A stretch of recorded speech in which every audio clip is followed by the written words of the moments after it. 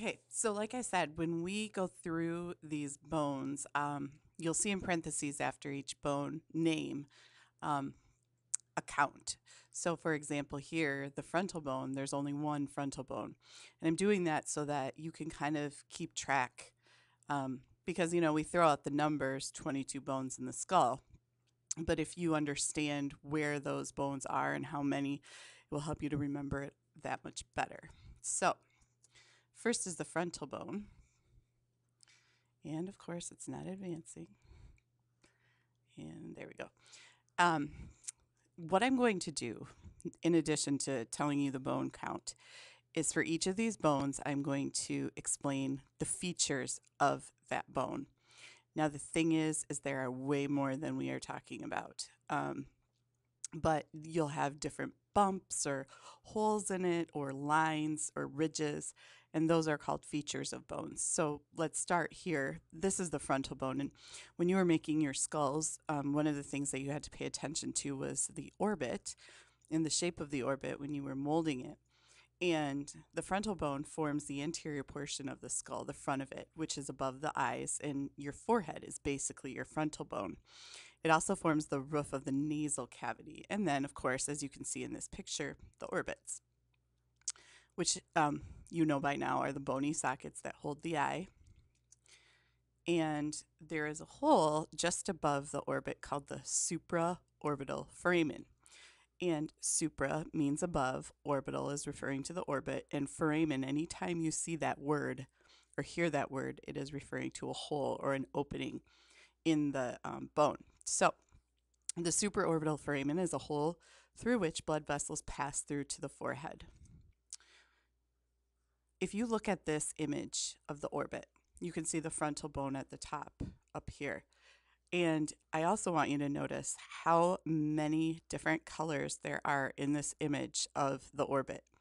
You can really see how many different bones are a part of your orbit.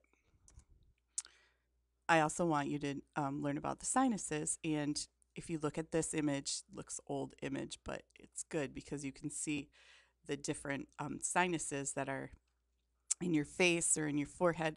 And so this sinus labeled with an F is the frontal sinus, and there are two. Now, you have one frontal bone, but as you, when you are born, you have two. And by the time you reach age 6, they're fused together. And I know that a lot of you have heard of the soft spot before, but if you look at the top of this infant skull, you can see an area in the middle that has membrane, and that's the soft spot. And then you can see this is called the frontal fontanelle, and these two sides will grow together as a person ages. I actually had a student that did not have one of those when he was born, and he had to get a hole placed in his head. And then he had it closed up when he was in high school. So here's a picture of the frontal bone. This is a real skull. And you can see the frontal bone is colored in turquoise, just like you are painting your skulls. You can also see it here, the frontal bone, in these two pictures. This is from your book. And then we go to the parietal bone. There are two parietal bones. Okay, if you look in this picture, you can see this is the top of the skull. Each of those H's is referring to the parietal bone.